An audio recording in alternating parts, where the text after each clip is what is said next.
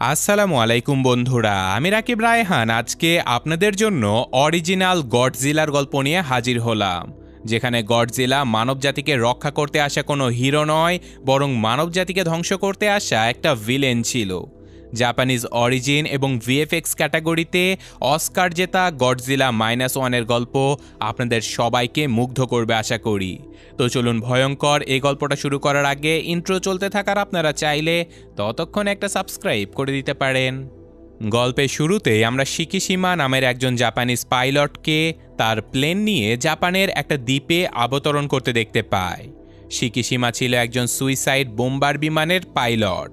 তাদের কাজই ছিল মূলত দ্বিতীয় বিশ্বযুদ্ধের সময় শত্রুপক্ষকে ধ্বংস করার জন্য বোমা ভর্তি সম্পূর্ণ প্লেনটাকে নিয়ে শত্রুপক্ষের আশ্রয়স্থলে সুইসাইড বোম্বিং করা। তো যাই হোক, শিকিশিমা এমন একটা দ্বীপে অবতরণ করেছিল যেখানে এইসব যুদ্ধ বিমানগুলোকে রিপেয়ার করার জন্য একদল মেকানিক অবস্থান করছিল। আর তারা শিকিশিমাকে জীবিত ফিরে আসতে দেখে তার উপরে ধিক্কার জানাতে থাকে, কারণ এই যুদ্ধে তারও শহীদ হবার কথা ছিল। বেচারি শিকিশিমা হতাশ হয়ে একা একাই সমুদ্রের তীরে গিয়ে বসে থাকে। আর তখনই আরেকজন মেকানিক এসে তাকে সান্ত্বনা দিতে দিতে বলে যে হতাশ হয়ে কোনো লাভ নেই বন্ধু, যুদ্ধে এমনিতেও আমরা হেরেই যেতাম, তাই নিজের জীবনের বলিদান না করে তুমি বুদ্ধিমানের কাজ করেছো। এই কথা বলে মেকানিকটা সেখান থেকে চলে যাবার পরে শিকিশিমা খেয়াল করে যে সমুদ্রের পাশে গভীর সমুদ্রের বেশ কিছু মাছ মরে ভেসে এসেছে। তার কাছে ব্যাপারটা অদ্ভুত মনে হলেও সে এইসব কিছু ইগনোর করে দ্বীপের ঘরগুলোর ভেতরে চলে যায়। কিন্তু সেদিন রাতে হঠাৎ করেই দ্বীপের ভেতরে বিপদের সাইরেন বেজে ওঠে। সবাই মনে করেছিল যে তাদের উপরে হয়তো শত্রুপক্ষ হামলা করে দিয়েছে, কিন্তু না, তাদের উপরে হামলা করেছিল সমুদ্র থেকে উঠে আসা বিশাল বড় ভয়ঙ্কর একটা জন্তু, যেটাকে জাপানিজ লোককথাতে গডজিলা হিসেবে আখ্যায়িত করা হয়েছিল। তারা কেউ যেন নিজেদের চোখকে বিশ্বাসই করতে পারছিল না। তারা কোনো রকমে সবাই লুকিয়ে গিয়ে এই বিশাল গডজিলার ধ্বংসলীলা দেখতে থাকে। আর তাছাড়াও তারা সবাই মেকানিক হবার কারণে তাদের কাছে বড় এবং ভারী কোনো অস্ত্র ছিলই না। তাই এক পর্যায়ে গডজিলা যখন তাদের উপরে হামলা করতে আসতে যাচ্ছিল, তখনই মেকানিকদের ক্যাপ্টেন তাচিবানা শিকিশিমাকে দ্রুত তার প্লেনের ভেতরে যেতে বলে, কারণ তার প্লেনের ভেতরে একটা 20 মিলিমিটারের শক্তিশালী বন্দুকও ছিল। তারা সবাই শিকিশিমাকে বন্দুক দিয়ে গডজিলার উপরে হামলা করতে বলে দেয়, কিন্তু শিকিশিমা গডজিলাকে দেখে এতটাই ভয় পেয়ে গিয়েছিল যে সে নিজেকে বাঁচানোর জন্য গুলি না চালিয়ে সেখানে চুপটি করে লুকিয়ে বসে থাকে। যার ফলস্বরূপ গডজিলা সেই মেকানিক দলের উপরে হামলা করে প্রায় সবাইকেই নৃশংসভাবে হত্যা করে ফেলে। পরদিন সকালে শিকিশিমার জ্ঞান ফিরে আসলে সে দেখতে পায় যে সম্পূর্ণ দ্বীপটাই একটা ধ্বংসস্তূপে পরিণত হয়ে গিয়েছিল। চারপাশে পড়ে থাকা মৃত লাশগুলো একত্রিত করছিল একমাত্র জীবিত মেকানিক তাচিবানা। আর এক পর্যায়ে তাচিবানা প্রচণ্ড রেগেমেগে শিকিশিমাকে বলতে থাকে যে এই লাশগুলো দেখছো, এদের সবাইকেই তুমি মেরে ফেলেছো। তুমি যদি গুলি চালাতে তাহলে আজকে হয়তো এরা সবাই বেঁচে থাকতো। তুমি আসলে একটা কাপুরুষ। তোমাদের মতো সৈন্যদের জন্যই জাপান যুদ্ধে হেরে গেছে। বুক ভর্তি ধিক্কার জানানো শেষে আমরা দেখতে পাই শিকিশিমা সহ বাকি হাজার হাজার সৈন্যদেরকে জাপান একটা জাহাজে করে তাদের মূল ভূখণ্ডে ফিরিয়ে আনছিল। প্রচণ্ড লজ্জায় নিজের মুখ লুকিয়ে দেশে ফেরার চেষ্টা করছিল শিকিশিমা। আর তখনই তাচিবানা সেখানে এসে তার হাতে সেই মৃত সৈনিকগুলোর ছবি ধরিয়ে দেয় আর তাকে বলে যে দেখেছো, এরাও আজকে পরিবারের কাছে ফিরতে চেয়েছিল, কিন্তু তোমার জন্য তারা সবাই আজকে মৃত। তো যাই হোক, প্রচণ্ড অপমান সহ্য করে কোনো রকমে শিকিশিমা ধ্বংস হয়ে যাওয়া নিজের এলাকাতে চলে আসে। সেখানে তখনও কিছু বেঁচে যাওয়া মানুষ নিজেদের জীবন বাঁচানোর জন্য যুদ্ধ করেই চলছিল। তো যাই হোক, এলাকাতে ফেরার সাথে সাথে শিকিশিমার প্রতিবেশী সুমিকো তাকে জীবিত দেখতে পেয়ে তার উপরে ধিক্কার জানাতে থাকে, কারণ সুইসাইড বোম্বার বিমানের পাইলট হয়েও জীবিত ফেরা মানে ছিল সে নিজের দায়িত্ব ঠিকমতো পালন করেনি। সুমিকো রীতিমতো জাপানের এমন ভয়ঙ্কর অবস্থার জন্য শিকিশিমাকেই দায়ী করতে থাকে। বেচারি শিকিশিমা প্রচণ্ড হতাশ হয়ে নিজের পরিবারের কাছে লেখা একমাত্র চিঠিটা পড়তে থাকে। তো যাই হোক, এখন আমাদের পরের দিনের ঘটনা দেখানো হয়, যেখানে স্থানীয় বাজারের ভেতরে কয়েকজন লোক একটা মহিলাকে ধাওয়া করছিল, কারণ সে নাকি তাদের দোকান থেকে খাবার চুরি করেছে। আর সেই মহিলাটা দৌড়াতে দৌড়াতে তার কোলে থাকা বাচ্চাটাকে হঠাৎ করেই শিকিশিমার কোলে তুলে দিয়ে সেখান থেকে পালিয়ে চলে যায়। শিকিশিমা কিছুই বুঝতে পারছিল না যে সে কি করবে, কিন্তু সে এই নিষ্পাপ বাচ্চাটাকে ফেলতেও পারছিল না। তাই সে যখন বাচ্চাটাকে নিয়ে নিজের বাড়ির দিকে যাচ্ছিল, তখনই আবারও সেই মেয়েটা তার কাছে ফিরে চলে আসে। ঐশী নামের এই মেয়েটা শিকিশিমাকে ধন্যবাদ জানায় আর বলতে থাকে যে এই বাচ্চাটাকে আমি কুড়িয়ে পেয়েছি, আমি আমার পরিবারের সবাইকে হারিয়েছি, আর হয়তো এই বাচ্চাটাও তার পরিবারকে হারিয়েছে। ওর জন্য খাবার চুরি করতে গিয়ে আজকে আমার এই অবস্থা। এইসব কথা শুনে শিকিশিমার প্রচণ্ড দয়া হয় তাদের উপরে। তাই সে মেয়েটা এবং বাচ্চাটাকে নিয়ে নিজের বাড়িতে চলে আসে তাদেরকে আশ্রয় দেবার জন্য। কোনো রকমে তারা সেদিনের রাতটা শিকিশিমার বাড়িতেই কাটিয়ে দেয়। আর এখন পরদিন সকালে শিকিশিমা কাজের খোঁজে যখন বাড়ি থেকে বেরিয়ে যাচ্ছিল, তখনই তার প্রতিবেশী নরিকো তাকে জিজ্ঞাসা করে যে, এই তুমি কি শুরু করেছো? একটা মেয়েকে বিয়ে না করে বাড়িতে আশ্রয় দিয়েছো, তোমাদের মাঝে চলছেটা কি? কিন্তু নরিকো যখন জানতে পারে যে সেই মেয়েটা বাচ্চাটার মা নয়, বরং বাচ্চাটাকে বাঁচানোর জন্য সে বাচ্চাটাকে নিজের কাছে আশ্রয় দিয়েছিল, তখন বাচ্চাটার উপরে নরিকোর অনেক মায়া হয়। তাই সে নিজের ইচ্ছায় বাচ্চাটার দেখভাল শুরু করে দেয়, এমনকি তার নিজের খাবারের কিছুটা অংশও সে বাচ্চাটাকে খাওয়ানোর জন্য তাদের হাতে তুলে দেয়। শিকিশিমা এবং ঐশী দুজনেই তাকে সম্মান জানিয়ে সেখান থেকে বিদায় করে দেয়। আর এখন পরদিন চারিদিকে যখন ঝুম বৃষ্টি নেমেছিল, তখনই শিকিশিমা ঐশীকে জানায় যে সে নতুন একটা কাজ পেয়েছে। সমুদ্রের মাঝে জাপান এবং আমেরিকা একে অপরের সৈন্যদেরকে ঘায়েল করার জন্য যে মাইনগুলো ফেলে রেখেছিল, সেগুলো ধ্বংস করার একটা কাজ পেয়েছে। কাজটা বিপজ্জনক হলেও বেতন বেশ ভালোই দেবে তারা। আর তাছাড়াও এই কাজে তেমন কোনো বিপদ নেই, কারণ শিকিশিমা জানতো যে তাদেরকে একটা উন্নত শক্তিশালী জাহাজ দেয়া হবে। যদিও ঐশী তাকে এমন বিপজ্জনক কাজে যেতে দেবার জন্য একদমই রাজি হচ্ছিল না, কিন্তু বেঁচে থাকতে হলে সেই সময় টাকার অনেক দরকার ছিল। তাই শিকিশিমা সবাইকে বুঝিয়ে শুনিয়ে পরদিন সকালে নতুন কাজের উদ্দেশ্যে রওনা দিয়ে চলে যায়। আর সেখানে গিয়েই তার মাথায় রীতিমতো আকাশ ভেঙে পড়ে, কারণ তাদের জন্য কোনো উন্নত শক্তিশালী জাহাজ তো ছিলই না, উল্টে একটা নড়বড়ে ছোট কাঠের নৌকা তার জন্য অপেক্ষা করছিল। আর এখানে বেশ কয়েকজন সাধারণ লোকের সাথে কেনজি নামের একজন বিজ্ঞানীও ছিল, যে কিনা দ্বিতীয় বিশ্বযুদ্ধের সময় জাপানের হয়ে শত শত অস্ত্র ডিজাইন করেছিল।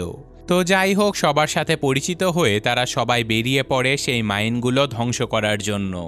আর এখানে খুবই অভিজ্ঞতার সহিত শিকিশিমা গুলিবর্ষণ করে সেই মাইনগুলো ধ্বংস করতে থাকে, যেটা দেখে তার সহকর্মীরা সবাই অনেক খুশি হয়ে যায়। তো যাই হোক, এখন রাতের বেলা বাড়িতে ফেরার পরে শিকিশিমা ভয়ঙ্কর সব দুঃস্বপ্ন দেখতে থাকে সেই রাক্ষসে গডজিলাকে নিয়ে। সে বেচারা কোনোভাবেই সেদিনের ভয়ঙ্কর ধ্বংসলীলা ভুলতেই পারছিল না। সে ওই সব কিছুর জন্য এখনও নিজেকেই দায়ী মনে করত। আর এদিকে আমেরিকা অপারেশন ক্রসরোড নামের একটা এক্সপেরিমেন্টের সময় নিজেদের অ্যাটম বোমাগুলো বিভিন্নভাবে পরীক্ষা নিরীক্ষা করতে থাকে। আর এবারের বোমাগুলোর রেডিয়েশনের কারণেই সমুদ্রের তলদেশে লুকিয়ে থাকা গডজিলা সম্পূর্ণভাবে মিউটেটেড হয়ে একটা বিশাল রাক্ষসে পরিণত হয়ে যায়। আর এদিকে জাপান ধীরে ধীরে ধ্বংসপ্রায় শহরগুলোকে পুনরায় নির্মাণ করতে থাকে, আর ওদিকে শিকিশিমাও মনোযোগ দিয়ে নিজের কাজগুলো করতে থাকে। এইসব কিছু করতে করতে শিকিশিমার সাথে তার সহকর্মীদের অনেক ভালো বন্ধুত্ব হয়ে যায়। তাই একদিন সে তার সহকর্মীদেরকে নিজের বাড়িতে দাওয়াত করে নিয়ে আসে। সেখানে রাতের বেলা খাওয়া দাওয়া করার সময় যখন শিকিশিমা তার বন্ধুদেরকে জানায় যে তার সাথে থাকা এই বাচ্চাটা আর এই মেয়েটার সাথে তার আসলে কোনো সম্পর্কই নেই, সে শুধুমাত্র তাদেরকে আশ্রয় আর নিরাপত্তা দিয়েছিল, এই কথা শুনে তার বন্ধুরা সবাই বুঝতে পারে যে শিকিশিমা আসলে অনেক ভালো মনের একজন মানুষ। তাই সবাই তার অনেক প্রশংসা করে। আর এভাবেই অনেক দিন কেটে যায়। আর এখন 1947 সালের মার্চ মাসে শিকিশিমা জানতে পারে যে ঐশীর নতুন একটা চাকরি হয়েছে। ঐশী হাসি মুখে তাকে জানায় যে এবার তো আমার চাকরি হয়েছে, আর আপনাকে আমাদের নিয়ে এত টেনশন করতে হবে না। আর তাছাড়াও আমরা যদি এভাবেই আপনার সাথেই থাকি, তাহলে আপনার তো কোনো দিন বিয়েও হবে না। এইসব কথা শুনে শিকিশিমা অনেক কষ্ট পায়। সে আসলে ততদিনে ঐশীকে অনেক ভালোবেসে ফেলেছিল। তো যাই হোক, তখনই আমাদেরকে একটা নিউজ রিপোর্ট দেখানো হয় যেখানে আমেরিকার একটা সাবমেরিন এবং একটা বিশাল বড় যুদ্ধজাহাজ প্রশান্ত মহাসাগরে জাপানের কাছাকাছি অংশে রহস্যজনকভাবে ধ্বংস হয়ে গিয়েছিল। বেসিক তদন্ত করার পরে তারা বুঝতে পারে যে সেই এলাকার পানিতে ভয়ঙ্কর রকমের নিউক্লিয়ার রেডিয়েশন ছড়িয়ে পড়েছে। এমনকি ক্যামেরাতেও রহস্যময় একটা জন্তুকে দেখা গেছে, যে জন্তুটা ধীরে ধীরে জাপানের মূল ভূখণ্ডের দিকে এগিয়ে যাচ্ছিল। আর খুব সম্ভবত সপ্তাহখানেকের মধ্যেই সেটা জাপানে পৌঁছেও যাবে। কিন্তু তৎকালীন সময়ে পূর্ব এশিয়াতে সোভিয়েত ইউনিয়নের অনেক প্রভাব ছিল বলে আমেরিকা কোনোভাবেই ওই এলাকাতে নতুন করে এইসব কিছু তদন্ত করার জন্য একদমই আগ্রহী ছিল না। তাই এখন জাপানের সমুদ্র সীমা নিরাপদ রাখার সকল দায়িত্ব ছিল জাপানের একান্তই পার্সোনাল। তাই যথারীতি সমুদ্রে অবস্থিত শিকিশিমার দলকে পাঠিয়ে দেয়া হয় সেই ধ্বংস হয়ে যাওয়া জাহাজটার তদন্ত করার জন্য। তারা সেখানে গিয়ে এমন ভয়ঙ্কর ধ্বংসলীলা দেখে অবাক হয়ে গিয়েছিল। তারা কিছুই বুঝতে পারছিল না যে কোনো বিশাল তিমি নাকি কোনো হাঙর এখানে হামলা করেছে। কিন্তু তখনই শিকিশিমার মনে পড়ে যায় সেই ওডো দ্বীপপুঞ্জে হামলা করা গডজিলার কথা। সে বুঝতে পারে যে এতদিনে হয়তো গডজিলা আগের থেকেও অনেক বড় হয়ে গেছে, আর ওই ভয়ঙ্কর জন্তু ছাড়া এমন ভয়ঙ্কর ধ্বংসলীলা আর কেউ করতেই পারবে না। সে তার বন্ধুদের সবাইকে গডজিলার ব্যাপারে বলে দেয়, কিন্তু তারা লোককথার এই জন্তুটার ব্যাপারে একদমই বিশ্বাসই করছিল না।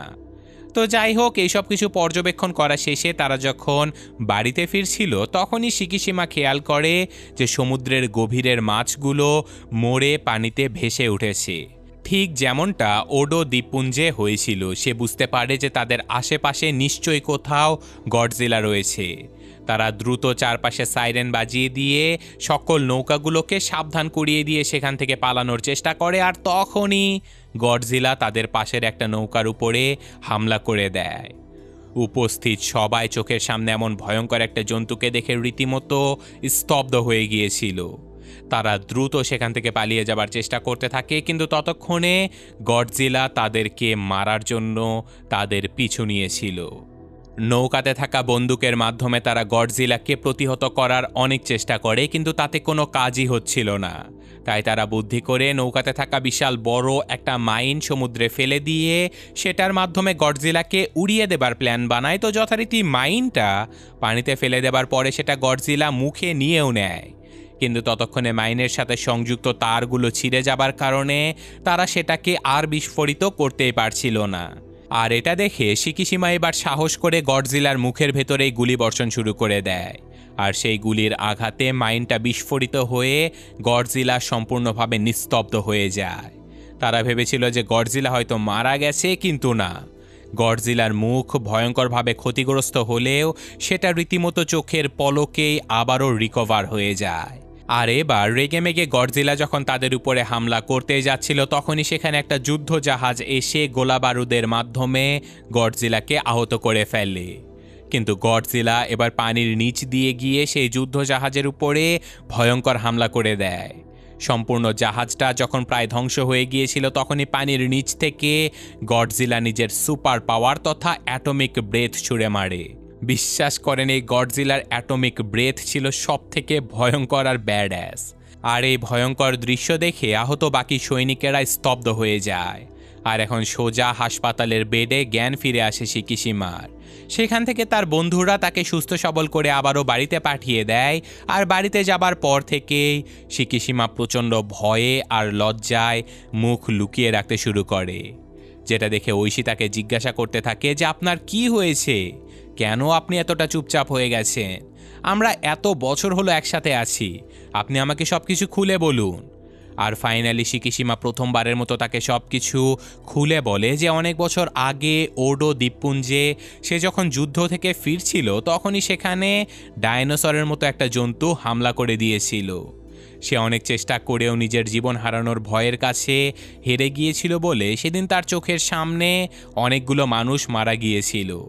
সে আজ অবধি সেই মানুষগুলোর মৃত্যুর জন্য নিজেকেই দায়ী মনে করে। আর আজকে সমুদ্রের মাঝে সেই ভয়ঙ্কর গডজিলাকে আবারও দেখতে পাবার কারণে তার সেই দুঃস্বপ্ন যেন আবারও বাস্তবে রূপ নিয়েছে।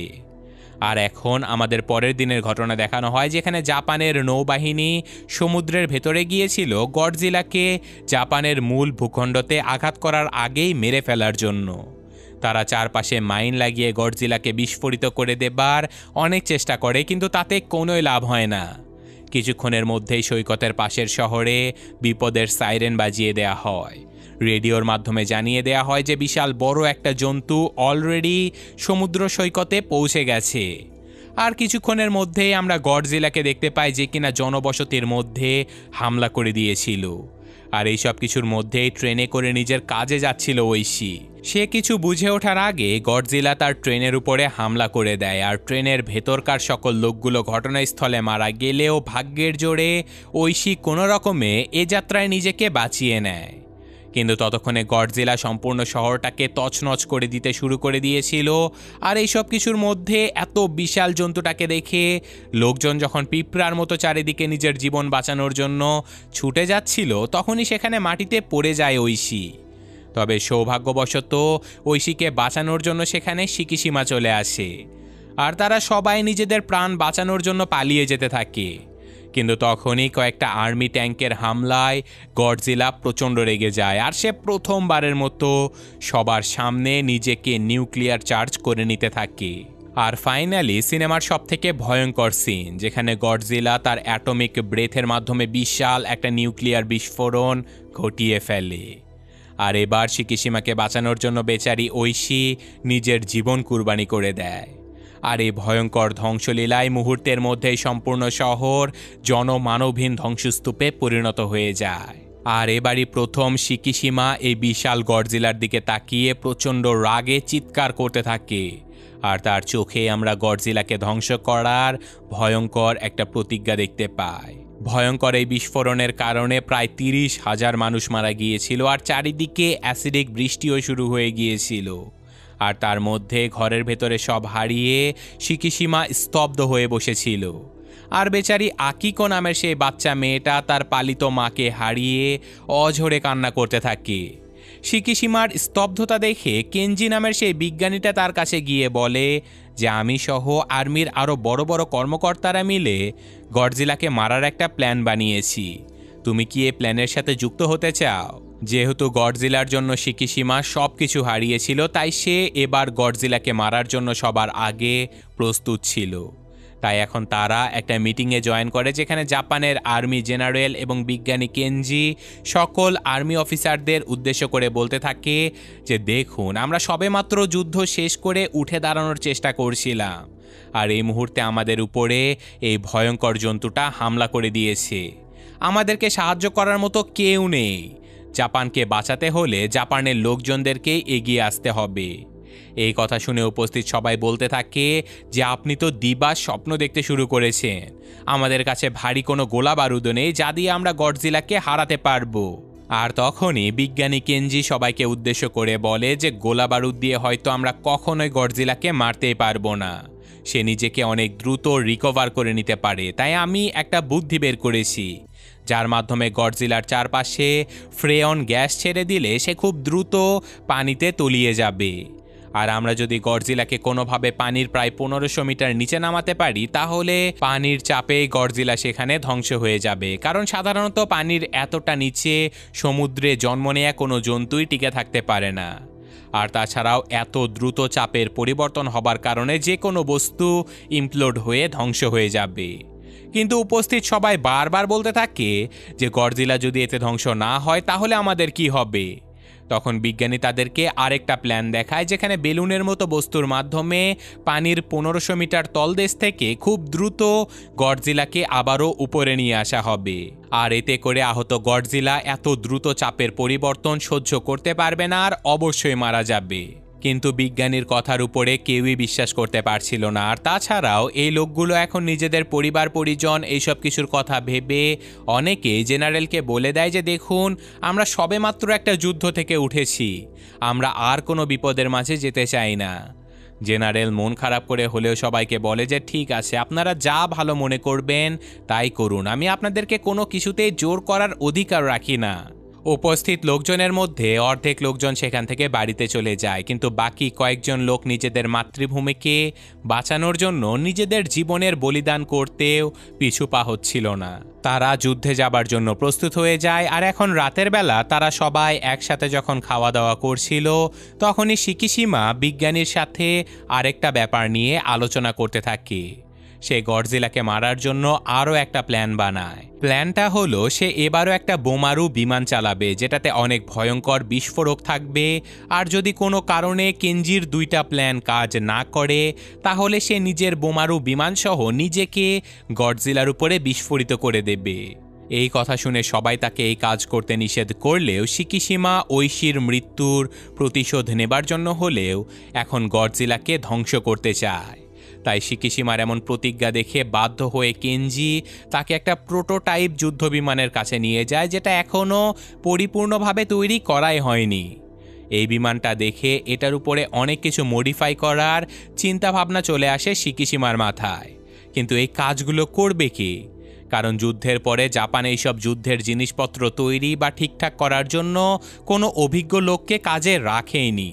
তখনই শিকিশিমার মনে পড়ে যায় ওডো আইল্যান্ডে বেঁচে যাওয়া মেকানিক তাচিবানার কথা। সে সাথে সাথে বিভিন্ন সরকারি অফিসে চলে যায় এবং নথিপত্র ঘেঁটে তাচিবানাকে খুঁজে বের করার অনেক চেষ্টা করে। সে বিভিন্ন রেডিও এবং পত্রিকাতে নিজের ঠিকানা দিয়ে তাচিবানাকে আকৃষ্ট করার অনেক চেষ্টা করে। আর এভাবেই একদিন রাতে হঠাৎ করেই তাচিবানা তাকে খুঁজতে খুঁজতে তার কাছে পৌঁছেও যায়। আর ফাইনালি শিকিশিমা তাকে বলে যে দেখো, তুমি আমাকে সাহায্য করো, তুমি ছাড়া আমাকে সাহায্য করার মতো আর কেউ নেই, পুরো দেশের ভবিষ্যৎ এখন তোমার হাতে। এইসব কথা বলে সে তাচিবানাকে রাজি করিয়ে নিয়ে সেই প্লেনটা ঠিকঠাক করার জন্য তাকে গ্যারেজে নিয়ে চলে যায়। আর এখন সকল অফিসারেরা পূর্ণ উদ্যমে কাজ করতে শুরু করে দেয়। গডজিলাকে মেরে ফেলার জন্য একদল যখন বিমান ঠিকঠাক করছিল, তখনই আরেক দল জাহাজটাকে বিভিন্ন গ্যাস এবং বিস্ফোরক দিয়ে পরিপূর্ণ করে নিচ্ছিল। সব কিছু করা শেষে রাতের বেলা তারা সমুদ্রের মধ্যে থাকা নিউক্লিয়ার রিডিং দেখে বুঝতে পারে যে গডজিলা তাদের খুবই কাছাকাছি রয়েছে। আগামীকাল সকাল 11টার মধ্যেই হয়তো আবারও সমুদ্রের তীরে গডজিলা হামলা করে দেবে।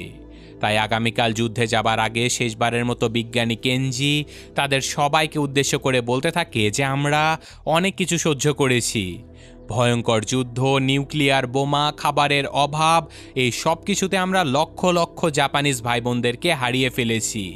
তাই আগামীকালের যুদ্ধে আমরা আর একজনকেও মরতে দিতে পারবো না। যেভাবেই হোক আমাদের গডজিলাকে হারাতেই হবে। তাই আজকে তোমরা সবাই পরিবারের সাথে ভালো মতো সময় কাটিয়ে নাও।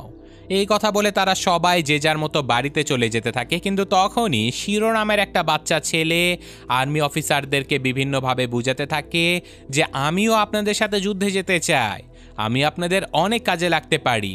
কিন্তু অফিসারেরা সবাই তাকে বলে যে দেখো, যুবক ছেলেমেয়েরা আমাদের দেশের ভবিষ্যৎ, আমরা কোনোভাবেই যুবকদেরকে বিপদের মুখে ঠেলে দিতে পারি না, তুমি এখানেই নিরাপদে থাকো। তো যাই হোক, এখন আমরা তাচিবানাকে দেখতে পাই যে কিনা বিমানটাকে বিভিন্নভাবে মডিফাই করছিল। আর অপরদিকে শিকিশিমা নিজের বাড়িতে গিয়ে সেই বাচ্চা মেয়েটাকে কোলে নিয়ে অনেক আদর করতে থাকে। সে বুঝতে পেরেছিল যে এই বাচ্চাটাকে সে আর কোনোদিন দেখতে পারবে না।